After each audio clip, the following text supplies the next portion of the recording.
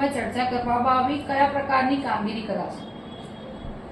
જે ઝોનમાં dead entry હોય દરેક ઝોનને એવી સૂચના આપવામાં આવી છે કે એસ્ટેટ ખાતાને સાથે રાખી તેના અભિપ્રાય સાથે ફોટોગ્રાફ પણ જે સમય બતાવે અને સ્થળ બતાવે વૈજ્ઞાનિક ઢબે, અને જે તે વોર્ડના એએમસી અને જે ઝોનના ડીવાયએમસીની સાઇન સાથે દર કમિટીએ પોતે એ ડીવાયટીસી એ વિગત લઈને કમિટીમાં હાજર, અને તેના આધારે પછી કમિટી નક્કી કરશે કે આવા ડેડ એન્ટ્રીઓમાં પછી આગળ કઈ રીતે વધવું.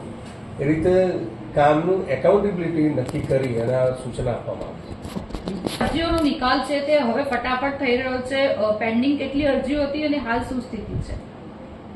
હવે જે રીતે કામની ગતિ વધી છે, 1/4/2024 થી 21/10/2024 1,44,489 અરજીઓ આવી ઇન્વોલ્વ થઈ, અને એમાં ખૂબ સારી કામગીરી વિભાગ કરતો એ રીતે કુલ 94,713 અરજીઓનો તો એપ્રુવલ થઈ ગયો, નિકાલ થઈ ગયો, અને પેન્ડિંગ અરજીઓ માત્ર 12,380 રહેવા પામી છે. એ રીતે જોઈએ તો કામની ગતિ વધી છે અને ટેક્સ પેયરોને સારી સર્વિસ મળતી હોય એવું પુરવાર થાય છે. જે વિવિધ જે ફરિયાદો છે તેના નિકાલ માટે ઝોન વાઇઝ વોટ્સએપ નંબર જાહેર કરવામાં આવ્યા છે, જેને લઈને જે નાગરિકો છે તે તેનો ઉપયોગ કરી શકે.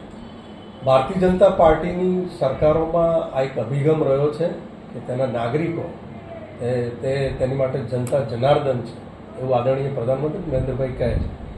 એ રીતે દરેક ઝોનમાં ડીવાયટીસીને એક મોબાઈલ નંબર આપવામાં આવે છે ઇન્સ્ટ્રુમેન્ટ સાથે. ટેક્સ પેયરને જે કોઈ ઝોનમાં તકલીફ હોય, જે પોતાના વોર્ડમાં તકલીફ હોય, પોતાના ઝોનના ડીવાયટીસીના નંબરો અમે વર્તમાન પત્રમાં જાહેર કરવાના છીએ. નંબરો ચાલુ પણ થઈ ગયા છે અને સીધો તેનો સંપર્ક કરી શકશે તેવી વ્યવસ્થા સર વોટ્સએપ કરશે, વોટ્સઅપ કરશે.